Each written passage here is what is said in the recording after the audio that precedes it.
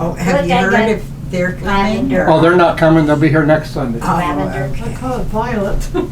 Oh, no. Orchid, It's violet, lavender. light purple. Yuck. Lavender and that little dark goes with it. Yeah. Good. Okay. What we're starting is we're going to go through all of Paul's letters. So it's going to take 12 months or whatever. Yeah, that sounds good. And we're going to show the doctrine, go to doctrine. And then the precepts. There's doctrine, precepts on precepts. Okay. Okay, may I ask you something? Yes. Are we starting out with this one? Starting out with the one that says study authorized King James. Okay.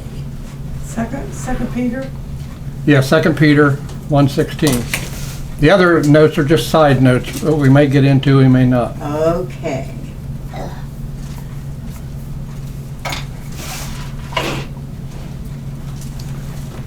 So, you got yours, Roberta?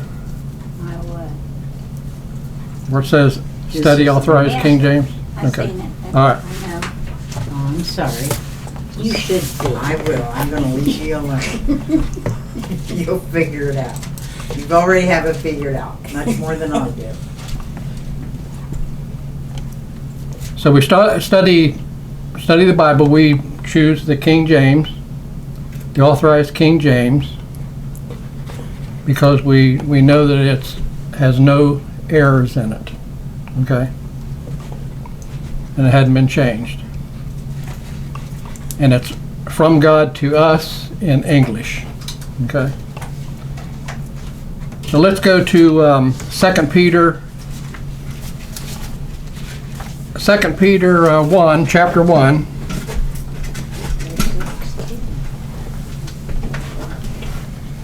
Second Peter chapter 1, verse 16.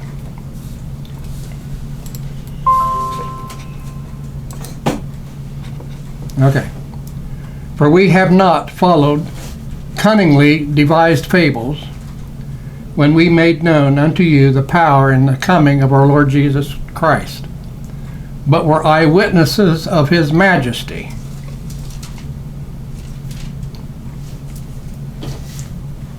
For he received from God the Father honor and glory when there came such a voice to him from the excellent glory, This is my beloved Son, who I am well pleased.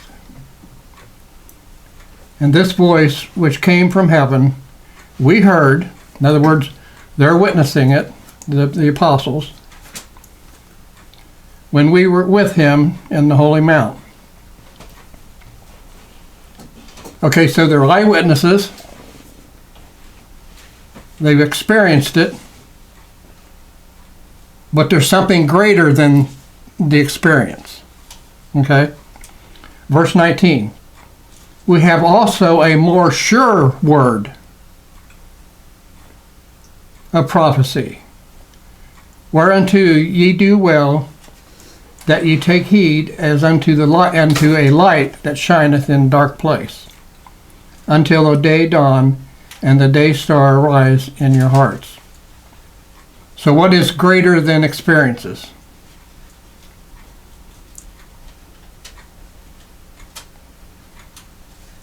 What is greater than God. Huh? Well, the Word of God, God's Word. The Word, Yeah. because it stands true. Experiences can be interpreted by different people at different times, and you know, but the Word is true. Okay. So we have also a more sure word of prophecy, whereunto ye do well that ye take heed as unto a light that shineth in dark places, until the day dawn and the day star rise in your heart. Knowing this first, that no prophecy of Scripture is of any private interpretation. Do you remember some religions say that it's private interpretation? We know some, right? For the prophecy came not in old times by the will of man, but holy men of God spake as they were moved by the Holy Ghost. So if anyone tells you it's for private interpretation, they're deceiving you, all right? The Catholic Church told you it was private. You shouldn't be reading it. It's private interpretation given to them, and they interpret it and then give you the information. And that's flawed information. Let's go to 2 Timothy chapter 3, verse 16. And we always say, what does the Word say? Always go back to the Word. No matter what I say or anybody else says, go to the Word and verify it, okay? Of course, the Word is truth, and man has flaws. 2 Timothy chapter 3, verse 16. All Scripture is given by inspiration of God and is profitable for doctrine, for reproof, for correction, for instruction in righteousness. And we're going over these verses that shows you that we're always going back to the Word. It's always leading you back to the Word. In Matthew chapter 5, verse 18. Matthew chapter 5, verse 18.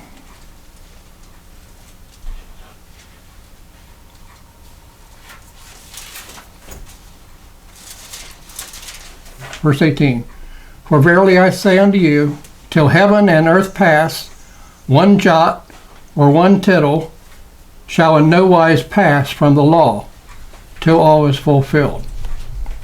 So even to the smallest dot and the comma and exclamation, whatever it is, it's all part of God's Word. Okay?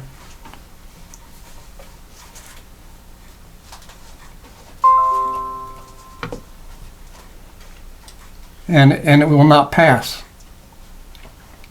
That's why we choose the Authorized King James, because we feel that God is powerful and big enough to give us the Word, and we believe it's in English through the King James, okay, and no other interpretations. And let's go to Psalms 138.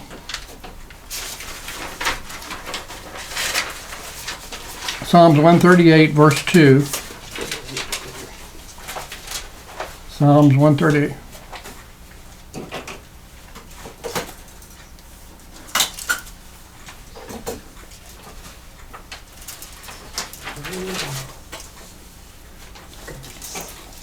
Psalms chapter 138.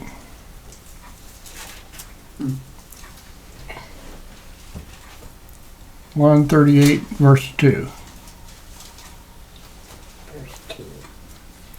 I will worship towards thy holy temple and praise thy name for thy loving kindness and for thy truth. For thou hast magnified thy word above all thy name. So the word is magnified. The King James, Authorized King James, the Bible, from Genesis to Revelation, is the Word of God, and that's the final authority, okay, for today. Let's go to Luke 24, chapter 24.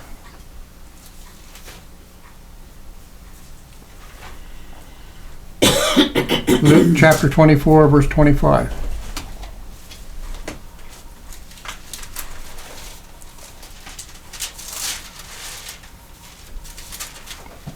Luke 24, chapter 24, verse 25. Then he said unto them, O fools, and slow of heart to believe all that the prophets have spoken. So the prophets have spoken the word of God, and the ones that don't believe it are fools. Okay. Let's go to John chapter 10, verse 35.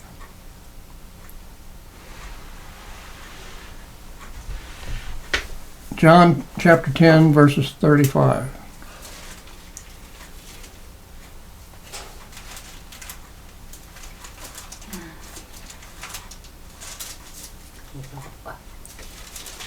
John chapter 10, verse 35.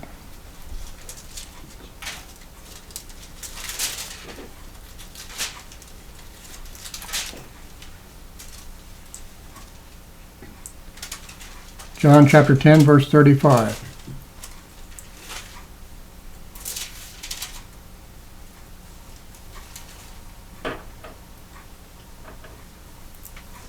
Okay. If he called them gods, unto whom the word of God came, and the scriptures cannot be broken. So God has given us information to different given it to mankind, and it can't be broken. God is not a liar, okay? And what he says, that's what it is, okay? That's why we read it literally, what it says literally, and we don't try to interpret it. We allow the Word of God to interpret the Word of God, okay? Let's go to Acts chapter 17.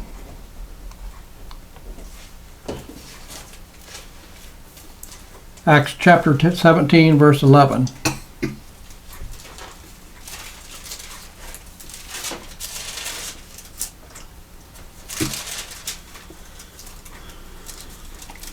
Acts 17, chapter 11, or chapter 17, verse 11. These were more noble than those at Thessalonica, in that they received the word with all readiness of mind, and searches the scriptures daily, whether those things were so. So if you're looking for answers, you search the scriptures, and you verify the word and understanding with scripture. The scripture is its own commentary. Excuse me. Let's go to Psalms 119. So we're just showing you how important the word is, okay? By the word of God.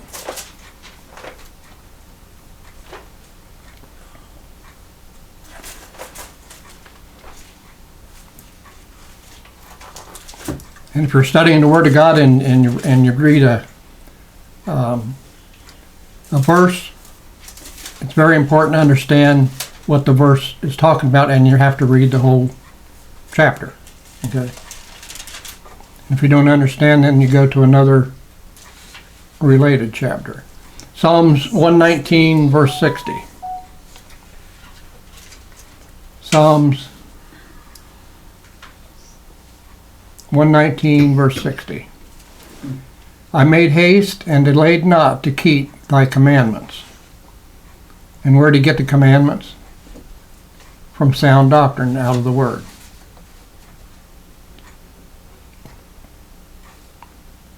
Okay, we've got a couple more here we'll go to. Let's go to Joshua chapter 1.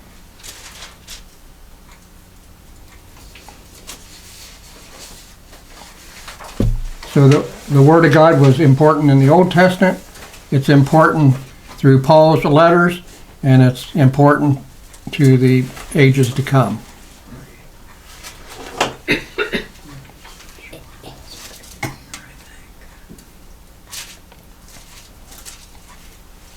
And in the Word, that's where we get our confidence in who we are in Christ. That's where we get our encouragement. And that's where we get our joy. Joshua chapter 1, verse 8.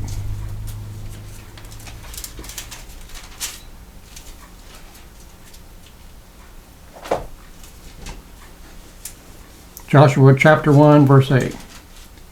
This book of the law shall not depart out of thy mouth, but thou shalt meditate therein day and night, that thou mayest observe to do according to all that is written therein. For then thou shalt make thy way prosperous, and then thou shalt have good success. Amen. So we're to stay in the Word all the time. Okay? Because when you put in sound doctrine and truth, you get rid of all the false things in your mind. So renewing your mind daily through the Word. Let's go to Matthew chapter 22.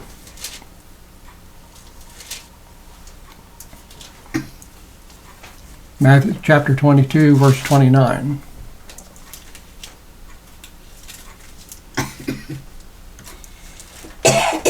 Matthew chapter 22, verse 29. Jesus answered and said unto them, Ye do err, not knowing the Scriptures, nor the power of God. So he's telling them they didn't know the Scriptures,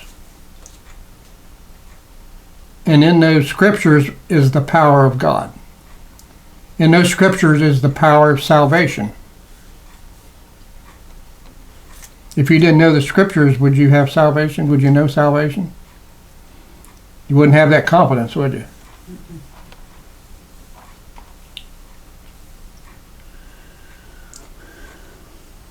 Okay, let's go to Luke chapter 4, verse 8. And this is Jesus, the very God the Father, God the Son, God the Holy Spirit.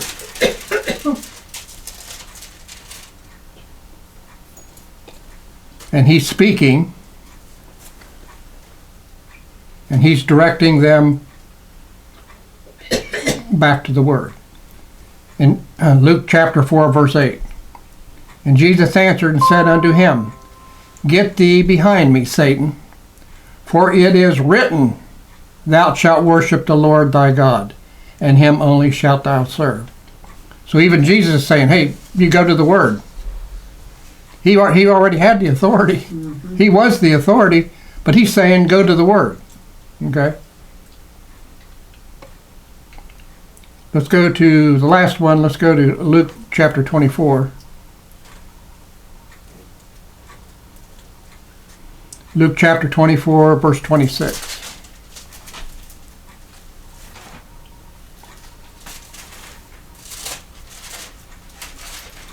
Luke chapter 24, verse 46. Okay, verse 46. And said unto them, Thus it is written, and thus it behooves Christ to suffer and to rise from the dead the third day. Amen. So it was written.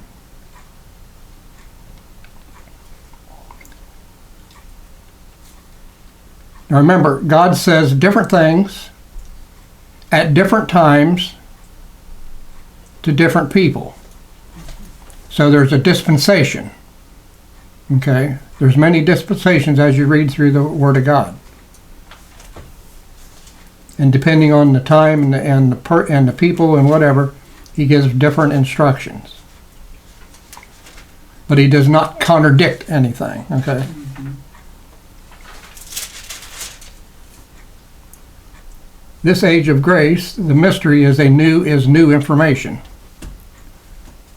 We all admit that, right?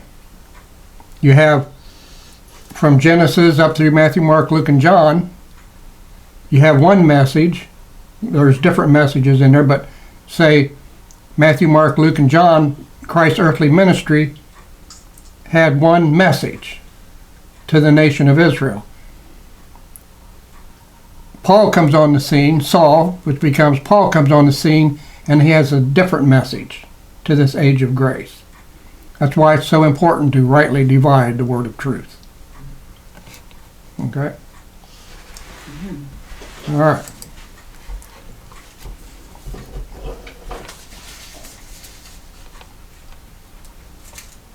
Okay, we'll go over to we'll start our lesson now on doctrines. These notes that we have that we'll have through the next few weeks, these are good references to doctrine and how to answer questions on what is doctrine. A lot of people maybe don't know what doctrine is, what sound doctrine is. Any questions or comments? Okay. These are Paul and his letters and doctrine. Let's go to Titus chapter 2. Titus chapter 2, verses 1 and 2. Remember, this is what we're getting ready to read. We're reading we're reading the Word of God. Okay. Titus chapter 2, verses 1 and 2.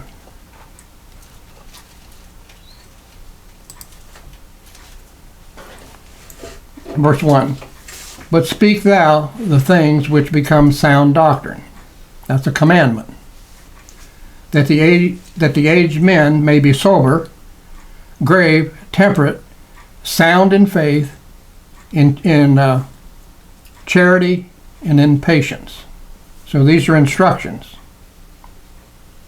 and they're based on sound doctrine.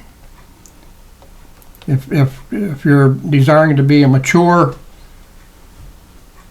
adult or a mature Christian, you have to have sound doctrine. That means you're an adult, you're not a child. Okay.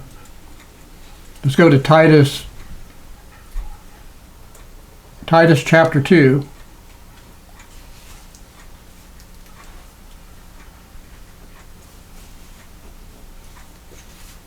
Titus chapter 2, verse 7 and 8. In all things showing thyself a pattern of good works, in doctrine showing uncorruptibleness, gravity, sincerity, sound speech that cannot be condemned, that he that is of contrary part may be ashamed, having no evil thing to say of you. So if you're speaking the truth, they can't speak evil of you because it's the truth. Okay? Go ahead. I was just it just strikes me. Everything, how to live, is in the Word of God. Going after, in chapter 2, Titus 1, 2, and you look at 3. Yeah, read it. The aged woman likewise, that they be in behavior as becometh holiness, not false accusers. Yeah. And how many, I'm saying, women are a trip. Gossiping. Not false accusers, not given to much wine. That'll keep you away from diverticulitis. Yeah. Teachers of good things. I just was thinking about that. This is how to behave, not sit around and I don't know. Am I making any sense? It's just if you're going to speak, think before you speak, I guess. Think before you speak. Don't sit around and speak about negative things about everybody. Yeah, about the guy next door, the woman next door, or whatever. Don't do that. Yeah. I think we've all experienced that, especially getting older. Yeah. I think people will, because our voice should be uplifting. Amen. We should be uplifting whoever we're speaking to, not putting somebody else down, because we can't be the judge. We should have learned after 70 years of life that you don't do that. Yeah, That's not how to appreciate our Savior in our life. That's not how we lift the presence of the Lord up. Yeah. But how many people within, I was just talking to a friend of mine, the strong Christian, and she was talking about this very thing that happens within her church, and her son's a preacher, and she said, especially women. I said, To destroy people. Oh, Actually. I know, and it's so tragically sad. I just was reading that. I thought, well, we'll add something a little bit here. Yeah. But you just see it all over. And it's not just women, Yeah. it's men too, but you see it all over. Yeah, they're always gossiping. Men. Do worse what, than- honey? They gossip worse than women. Do they? Okay. You're darn right they do. Well, that's because you're prejudiced. Uh-uh. I know they do. Okay. All right. We're going back to doctrine. Okay, this doctrine is death through Adam and salvation through Christ. So we have doctrine, then we'll go to precepts, okay? Let's go to Romans chapter 5. Romans chapter 5, verse 12. We'll read 12 through 21.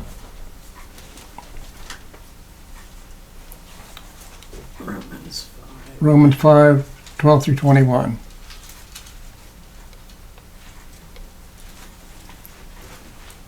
And Pat, if you would read this 12 through 21, but I'll stop you in between here and there, okay? Okay.